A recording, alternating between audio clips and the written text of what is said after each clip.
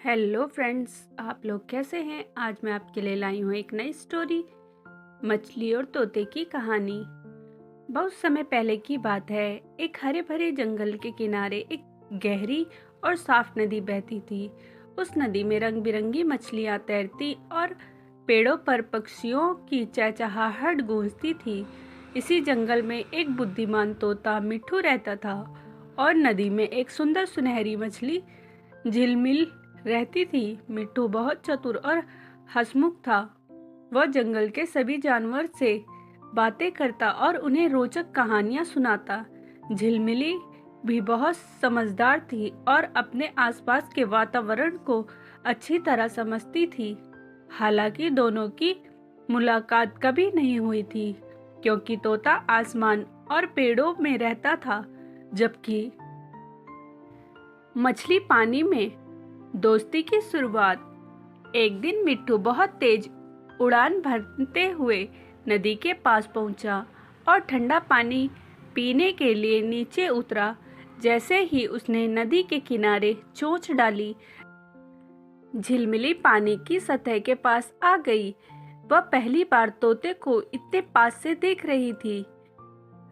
अरे तुम कौन हो? झिलमिली ने उत्सुकता के साथ पूछा। मैं मिट्ठू हूँ, इस जंगल का सबसे बुद्धिमान और हंसमुख तोता। मिट्ठू ने गर्व से कहा। अच्छा, तो मुझे कुछ मजेदार बातें सुनाओ, झिलमिली ने मुस्कुराते हुए कहा। मिट्ठू ने उसे जंगल की अजीबोगरीब घटनाओं की कहानियां सुनाई। कैसे एक बार हाथी ने खरगोश से दौड़ लगवाई और हार गया। ये कैसे एक बंदर ने शेर को केले से बेवकूफ बना दिया। झिलमिली हंसते हंसते पानी में उछलने लगी।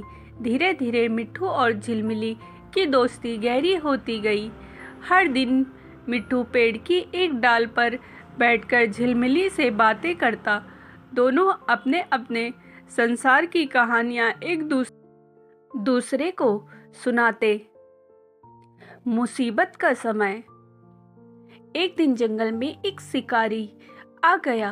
उसने नदी में मछलियों को पकड़ने के लिए जाल डाला। झिलमिली और उसकी बाकी दोस्त मछलियां खतरे में थी। मिट्ठू मदद करो, झिलमिली ने घबराते हुए कहा।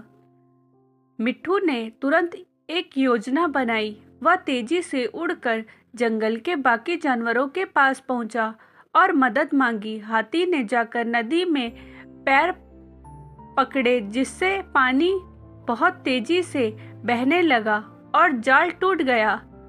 सभी मछलियां आजाद हो गईं। झिलमिली ने राहत की सांस ली और खुशी से उछलकर बोली, मिट्ठू तुम सच्चे दोस्त हो। इस घटना के बाद मिट्ठू और झिलमिली की दोस्ती और भी गहरी हो गई।